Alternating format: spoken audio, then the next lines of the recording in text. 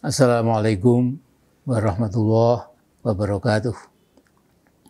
Innal hamdalillah nahmaduhu wa nasta'inuhu wa nastaghfiruh wa na'udzu billahi min syurri anfusina wa sayyiati a'malina. May yahdihillahu fahuwal muhtadi wa may yudlil falan tajida lahu waliyyan mursyida. Asyhadu an la ilaha illallah wahdahu la syarikalah yaqul haqq wa huwa yahdis sabil. Wa asyhadu anna sayyidana wa nabiyyana wa qaidana wa mu'allimana wa habibana Muhammadar Rasulullah ballagha risalah wa adal amanah wa nasuhal ummah wa kasyafal hummah wa jahada fillahi haqqa jihadih. Allahumma shalli wa sallim wa barik ala Muhammad wa ala alihi washabihi ajmain, amma ba'd. Saudaraku sebangsa setanah air, dalam khazanah kehidupan kaum muslimin dimanapun mereka berada, ada tuntutan kehidupan yang sangat populer, yaitu bagi orang awam, apalagi bagi para pemimpin, yaitu supaya SATF dipegang erat-erat. SATF singkatan dari Sidik, Amanah, Tabligh, Fatonah. Semua orang yang pernah belajar di madrasah ibtidaiyah pasti sudah menghafalnya. Sidik berarti jujur, amanah dapat dipercaya, tabligh menyampaikan, fatonah cerdas. Sedangkan kebalikan dari SATF itu adalah KKKJB, yakni singkatan dari kidib, bohong, khianat, berkhianat, kitman, menyembunyikan, baladah atau juga jahalah, bodoh atau dungu. Nah, Presiden pasca Pak Jokowi nanti ya insya Allah Presiden ke-7 tidak boleh sampai berwatak yang mengarah pada kidib atau kesukaan berbohong pada rakyatnya. Tidak boleh menebar harapan palsu, harapan yang tidak realistis. Bahkan dulu di Amerika, Richard Nixon dilengserkan karena rakyat Amerika waktu itu tahun 72 tidak bisa menerima kebohongan Nixon dalam kasus skandal Watergate. Nah, ini cuma contoh luar negeri ya. Tapi presiden kita pun di waktu yang akan datang tidak boleh selain kejangkitan tadi, kejangkitan kidib bohong tadi, juga tidak boleh kejangkitan dengan khianah. Khianah itu ya berkhianat dalam bahasa Jawa, esok dele sore tempe ya. Jadi misalnya bilang tidak akan impor ini, impor itu, tidak akan menambah utang baru, tidak akan ini dan itu, tetapi kenyataannya ya itu hanya lagi-lagi sebuah, ya maaf ini istilahnya sebuah khianah. Nah kemudian juga watak yang buruk itu adalah K lagi, itu kitman, yaitu menyembunyikan.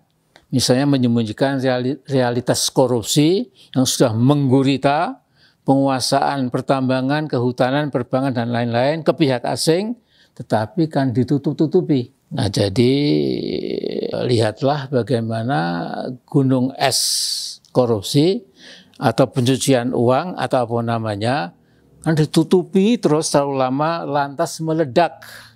Bahkan membuka gerbang untuk pengusutan betapa bobroknya pengelolaan administrasi negara kita.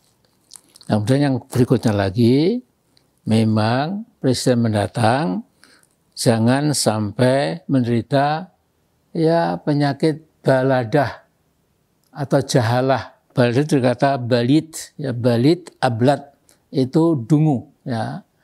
Nah, jahalah itu jahil, ya.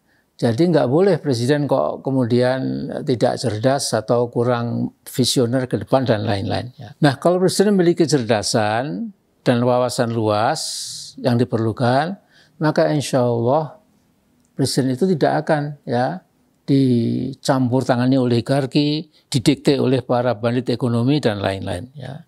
Padahal bandit ini keserakan ekonominya itu menyundul langit, tidak ada batasnya. Nah karena itu saya berpendapat semakin dini atau semakin cepat para capres-cawapres diumumkan oleh koalisi partai-partai politik, tentu semakin bagus. Ya. Semoga bisa diuji oleh rakyat jejak digitalnya, keaslian ijazahnya, dan track record-nya selengkap mungkin. Nah akhirnya kalau kita mengetahui bagaimana Nabi SAW mengelola negara, kita tinggal membaca konstitusi Madinah yang disebut sebagai Medina Charter, Medina Constitution, atau Media Covenant, yang dalam bahasa Arabnya aslinya itu adalah Sahifatul Madinah, Dusturul Madinah, dan Mitsaqul Madinah. Konstitusi Madinah yang dibuat Nabi pada tahun pertama setelah hijrah, itu 14,5 abad lalu, ya, disepakati oleh para ahli ilmu politik dan ketatanegaraan sebagai dokumen sejarah yang amat sangat penting. Karena semua warga negara yang majmuk di negara Madinah itu terdiri dari orang Islam, orang Yahudi, orang Nasrani, bahkan orang kafir. Semua dijaga hak sipilnya, keamanannya, dan masing-masing agama dilindungi untuk beribadah sebebas-bebasnya. Saudara-saudaraku, kalau kita lihat urut-urutannya, maka Charter of Medina atau Piagam Madinah itu lahirnya pada zaman Nabi itu mendahului sekitar 700 tahun ya, dibandingkan dengan dunia Nasrani yang mengeluarkan semacam charter juga namanya Magna Carta pada tahun 1215 di Inggris, yang membatasi kekuasaan Inggris dan memberikan hak sipil bagi rakyat kebanyakan. Ya. Banyak kemiripan. Ya. Nah jadi memang alhamdulillah kita punya Nabi mendahului sejarah, ya, dan kita akan lanjutkan bersama-sama. Cuma mungkin konteks zamannya berubah. Ya. Ada berbagai macam perubahan secara teknologi. Dulu belum ada AI, sekarang semuanya diatur oleh AI, segala macam lah ya. Tapi intinya adalah ya, bahwa kita bersyukur bahwa kita umat Islam, kaum muslimin, kaum mukminin mempunyai pegangan yang abadi ya sampai kapanpun, karena itu dulu ditimba dari Quran dan Sunnah sebagai pegangan dalam mengelola negara sampai akhir zaman. Assalamualaikum warahmatullahi wabarakatuh.